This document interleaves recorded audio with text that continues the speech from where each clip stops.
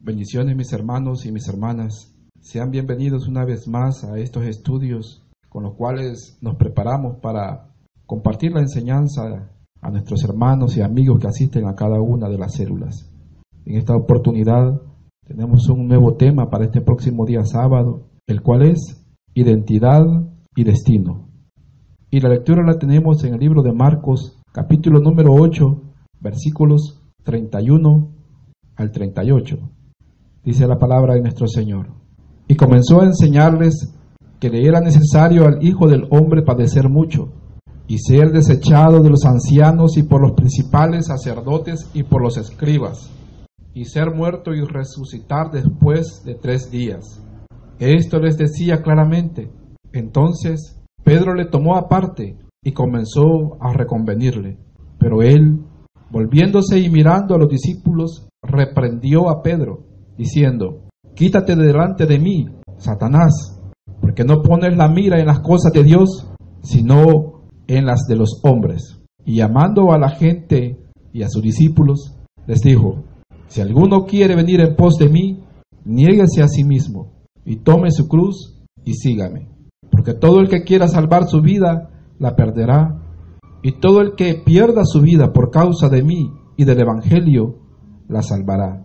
Porque ¿qué aprovechará al hombre si ganare todo el mundo y perdiere su alma? ¿O qué recompensa dará el hombre por su alma? Porque el que se avergonzare de mí y de mis palabras en esta generación adúltera y pecadora, el Hijo del Hombre se avergonzará también de él, cuando venga en la gloria de su Padre con los santos ángeles.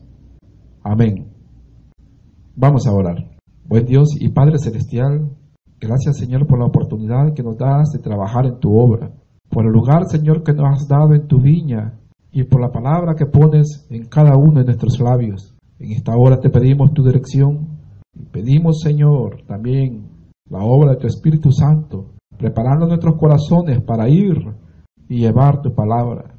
Habla a cada una de nuestras vidas, declara tu palabra en nuestros corazones, Señor, y bendice a cada oyente. Bendice a cada hermano, bendice a cada amigo que habrá de escucharla. Derrama bendición a través de ella, Señor. En tu nombre santo, bendito Cristo Jesús. Amén y amén. Amén. La verdad central dice: toda revelación divina implica un compromiso frente a ella. Amén. Mis hermanos, estamos continuando con este estudio de la revelación y que comenzó a partir de la pregunta que nuestro Señor Jesús les hizo a sus discípulos. Habíamos visto que era necesario que los discípulos de nuestro Señor Jesús respondieran a esa pregunta, pues tenían que tener muy en claro quién es nuestro Señor Jesús, que ha sido los temas que hemos cubierto en las últimas 2 semanas. Pero veíamos que para que la bendición, para que la gracia de nuestro Dios sea alcanzada en nuestras vidas a través de su palabra, y que los propósitos lleguen a nuestras vidas, es necesario que cada uno de nosotros conozcamos también quién es Jesús, pero también cuál ha sido su obra. Hemos visto quién es Él, y en la declaración dada por el apóstol Pedro veíamos que esa declaración revelada por nuestro Padre Celestial da a conocer a nuestro Señor como el Cristo, el Hijo del Dios viviente. Y veíamos, mis hermanos, que es necesario tener esta convicción, porque solamente teniendo esta convicción muy profunda en nuestro corazón es que viviremos el verdadero cristianismo, sabedores de que estamos siguiendo al Cristo, al Hijo del Dios viviente, a Dios con nosotros, y que esto nos lleva a no vivir un evangelio de apariencias, sino un evangelio de convicciones y de rendimiento total a Él, que no viviremos una religión ni una liturgia de costumbres, sino porque se nos ha revelado Dios en nuestras vidas, el Hijo de Dios en nuestro ser, es que vivimos un evangelio genuino y no de costumbres, de apariencias o de dichos que hemos escuchado a lo largo de nuestra vida, sino por la revelación de Dios a nuestros corazones también. Pero la lectura que hemos tenido en este día, vemos que nuestro Señor, a partir de que los discípulos reconocen y confiesan quién es Él, ahora les comienza a impartir una nueva enseñanza. Y esta nueva enseñanza es el sufrimiento que había que padecer, el destino final que habría que tener su ministerio en esta tierra. Antes de esto, los discípulos no estaban preparados para poder recibir esta enseñanza. Nuestro Señor se les había revelado a ellos en ese día. En todo el discipulado no les había dicho que Él era el Cristo, el Hijo del Dios viviente. Solamente se le había revelado a una persona. Y ahí usted puede aprovechar de hacer una pregunta a la asistencia para captar y mantener la atención de ellos. ¿A quién se le reveló anteriormente? Y a nadie más se le había revelado. Se le había revelado a Nicodemo. Ahora los discípulos ya saben que Él es el Cristo, el Hijo del Dios viviente, a partir de la revelación divina que le es dada al apóstol Pedro. Y a partir de ahí les comienza a dar esta nueva enseñanza de los padecimientos, los anuncios acerca de su muerte. Pero vemos que aún con la revelación, los discípulos no estaban preparados para esta nueva enseñanza. Porque las reacciones, y principalmente la reacción de Pedro, revela que no estaban preparados para ello, a esta nueva enseñanza. Nos dice la palabra de nuestro Señor, versículo 31. Pero nuestro Señor va desarrollando su ministerio conforme a los planes que Él ya tiene establecidos. Y era necesario que ellos comenzaran a recibir esta enseñanza. A partir de que Él se revela como el Cristo, el Mesías, el ungido, a partir de que recibe el apóstol Pedro la revelación de nuestro Padre Celestial, de que Él es el Cristo, el Hijo del Dios viviente, nuestro Señor también comienza a dar esta nueva enseñanza, y vemos que a partir de ahí ya esta nueva enseñanza ya puede ser dada, ya puede ser acompañada por esta revelación. Vemos que nuestro Señor no había dado esta revelación a ellos anteriormente porque no estaban preparados, y aparte la muerte de Cristo Jesús no puede desligarse de quién es Él, porque la salvación del hombre no consiste solamente en la muerte de Cristo Jesús, en la muerte en la cruz del Calvario, sino también en quién es el que murió en la cruz del Calvario. Y el que murió en la cruz del Calvario es el unigénito Hijo de Dios, el Cristo, el ungido, el Hijo del Dios viviente, es el que murió en la cruz del Calvario. No pueden ir desligadas una de otra. Por eso ahora que ellos ya conocen quién es Cristo Jesús, ahora están preparados para conocer acerca de su destino, acerca de su obra. El punto número 1 dice: aplicaciones de una identidad revelada. Y vamos a usar como versículo de referencia el número 31, el versículo número 31, que dice: y comenzó a enseñarles que le era necesario al Hijo del Hombre padecer mucho, y ser desechado por los ancianos, por los principales sacerdotes y por los escribas, y ser muerto y resucitar después de 3 días.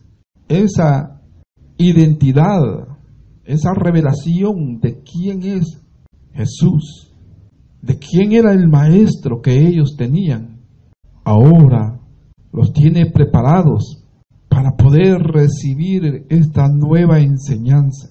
Recordemos que estaban siendo preparados para comenzar el ministerio después de que nuestro Señor Jesús fuera arrebatado en una nube para ir a la diestra del Padre.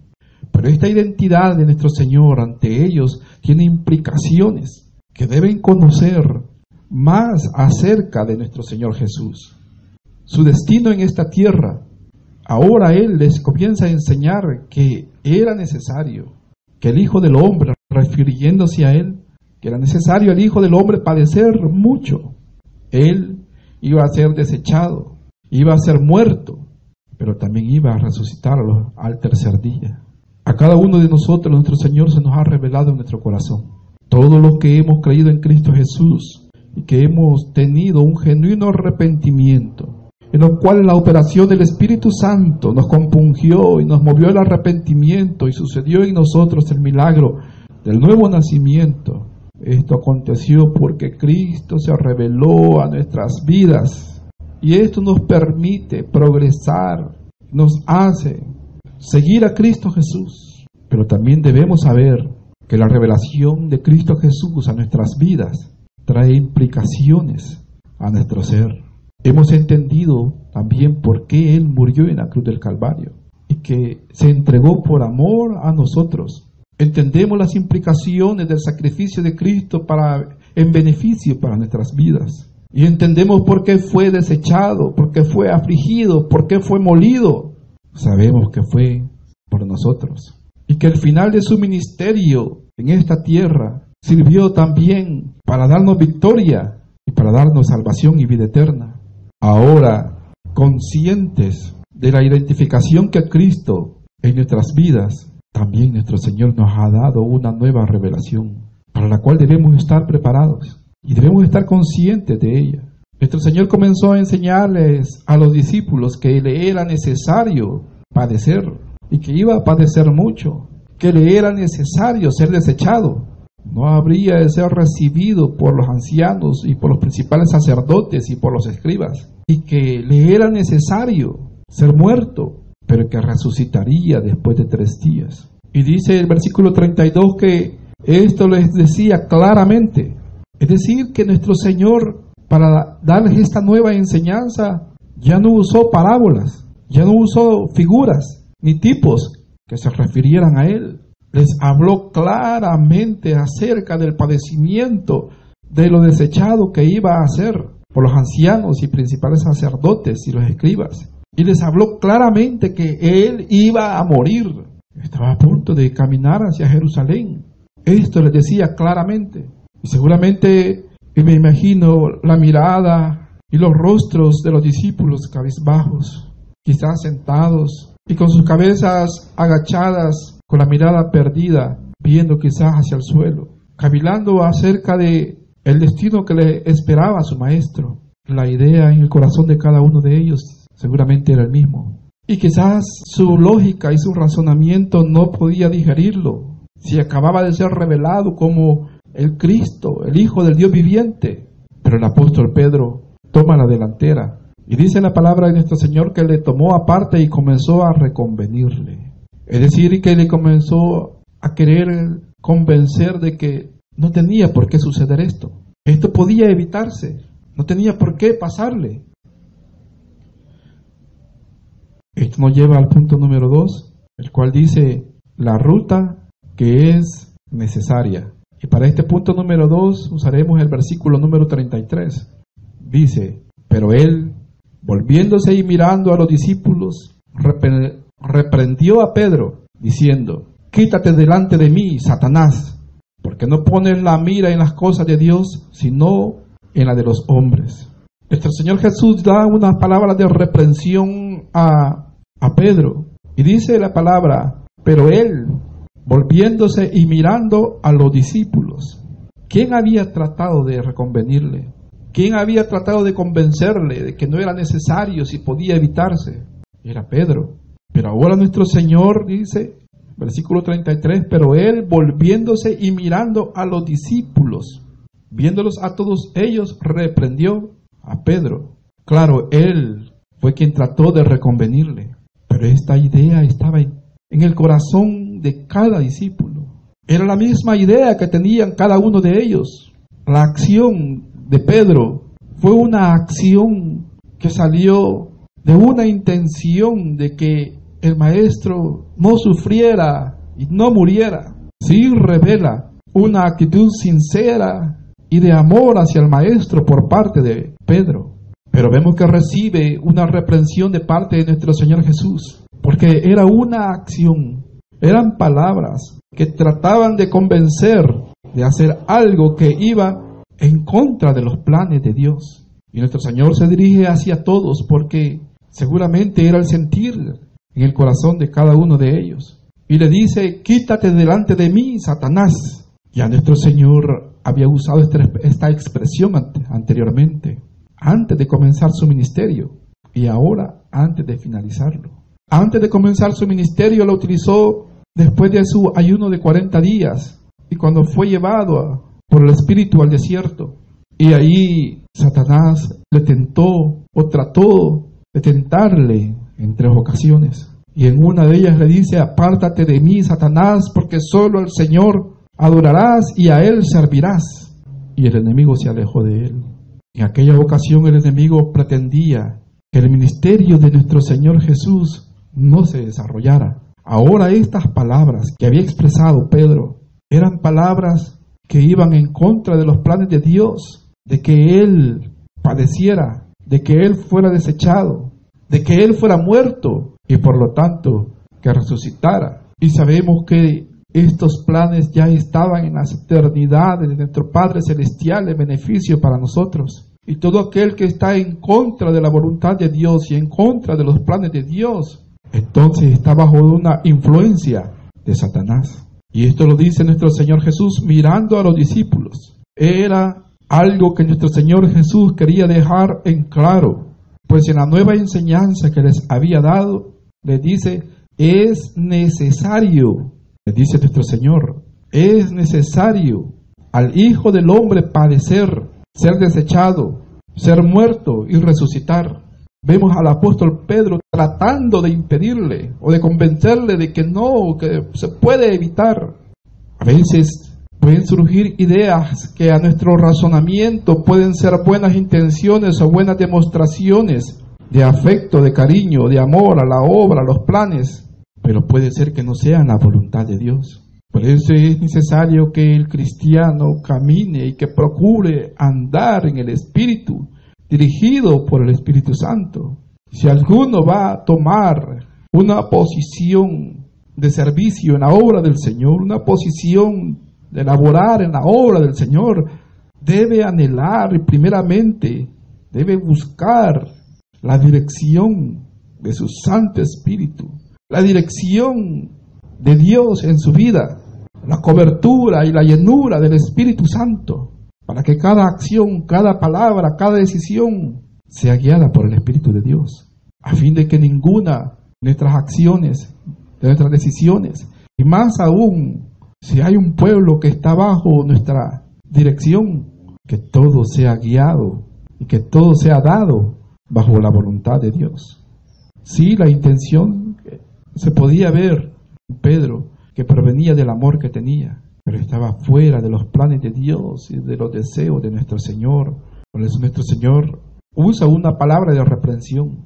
Pongámonos a razonar en la labor, en las acciones, en el trabajo, en las actitudes que hemos tomado, que hemos hecho, en la obra de nuestro Señor y aún en cada una de nuestras vidas, en cuántas de cada una de ellas nuestro Señor nos hubiera reprendido. Es necesario depender de la obra del Espíritu Santo en nuestras vidas. Y nuestro Señor reprende a Pedro y le dice que se aparte de él y le habla a ese espíritu, porque ya había dicho nuestro Señor que le era necesario, que llevar esa ruta era necesaria, porque los planes divinos, eternos y gloriosos debían de cumplirse en beneficio de la humanidad entera, en beneficio de muchos, de todos los que creen en Cristo Jesús. Le dice: quítate delante de mí, Satanás, porque no pones la mira en las cosas de Dios, sino en la de los hombres. Esa ruta que era necesaria que llevara a nuestro Señor Jesús era una ruta que tenía implicaciones eternas para cada una de nuestras vidas. Nuestro Señor estaba poniendo la mirada en asuntos del futuro eterno para cada uno de nosotros, y nosotros no podemos determinar nuestra carrera en este mundo teniendo como referencias aspectos puramente terrenales, de lo tangible a corto plazo, de lo gozable a corto plazo, sino también poner nuestra mirada en la eternidad gloriosa delante de nuestro Redentor, junto a Él, porque si no es así, cada decisión y cada camino que andemos y la ruta por la cual decidamos andar será únicamente para un goce temporal en este mundo y no hacia la eternidad. A todos los que elaboramos en la obra de Cristo Jesús, que cada decisión vaya orientada hacia la eternidad y hacia la eternidad también de nuestros consiervos y de nuestros hermanos. Porque si se pone la mira solamente en las cosas de los hombres, Algunos trabajarán solamente para su bolsillo.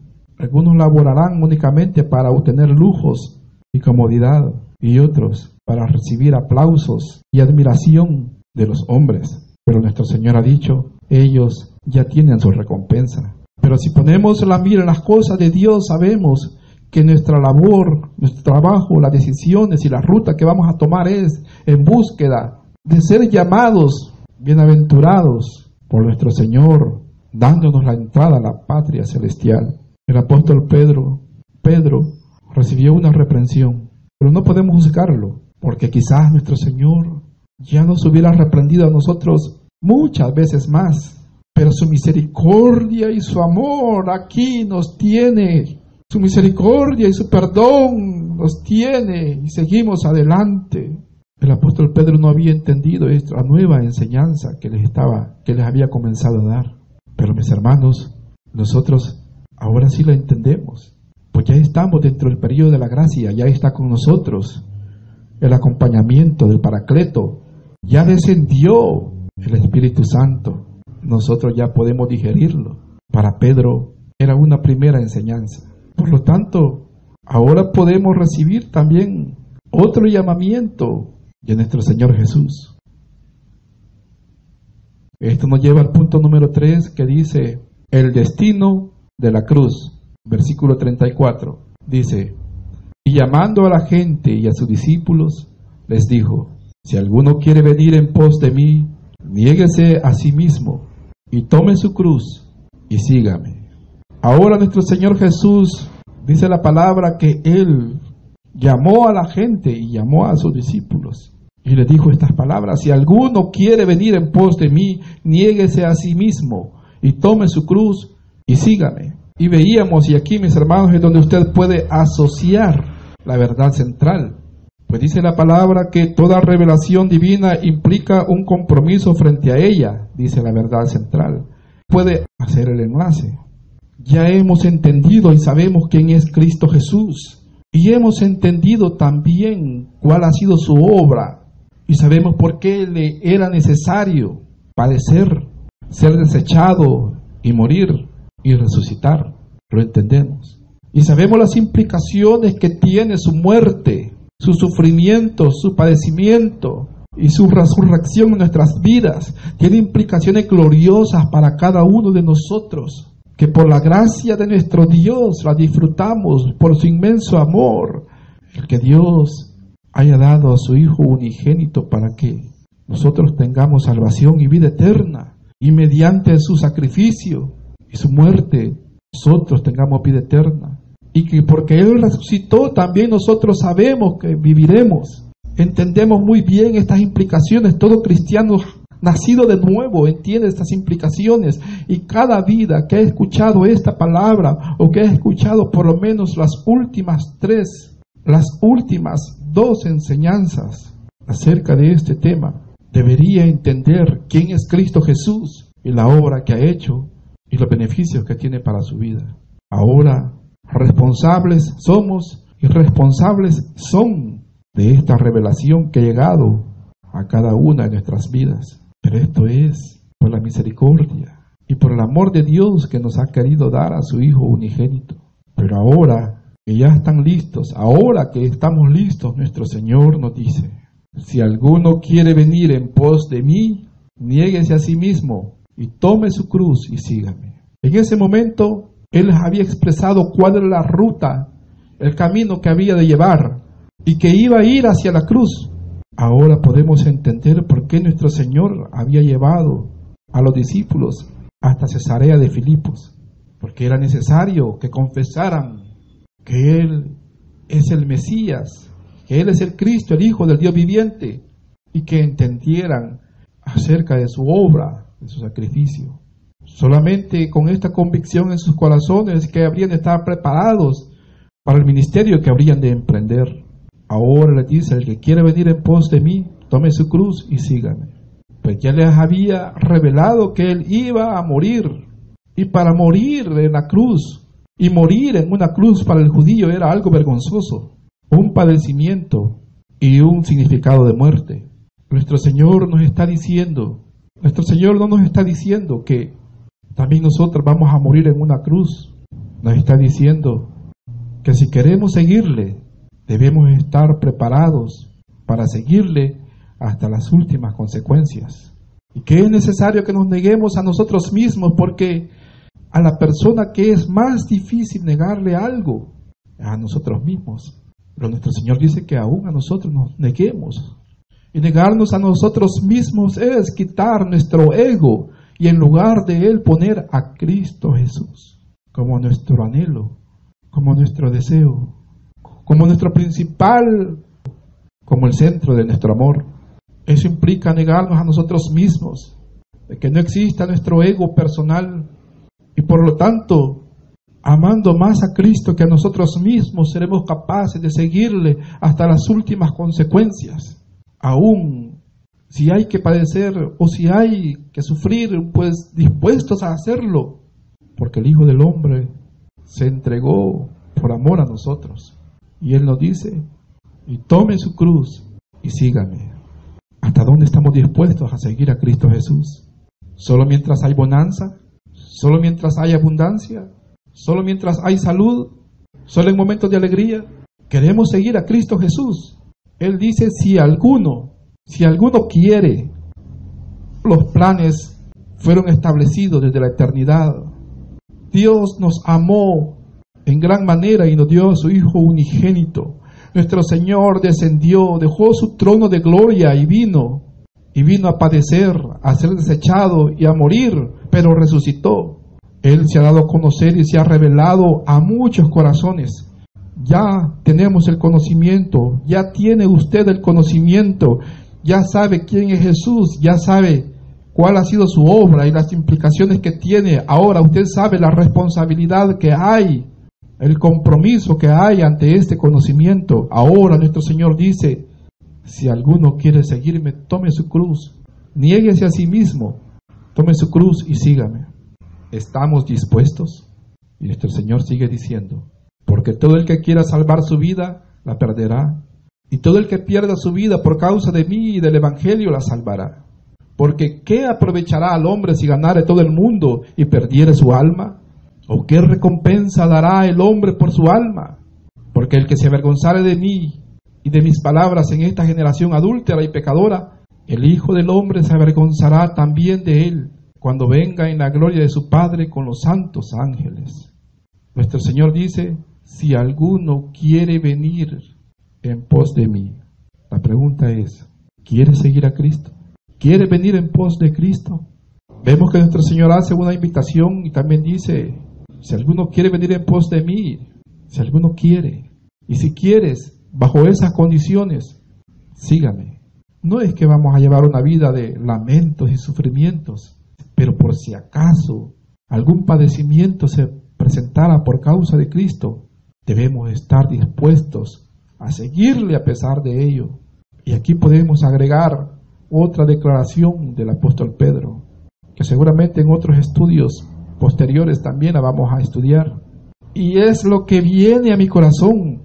Y le diríamos a nuestro Señor, Señor, ¿a dónde iremos si solo tú tienes palabras de vida eterna?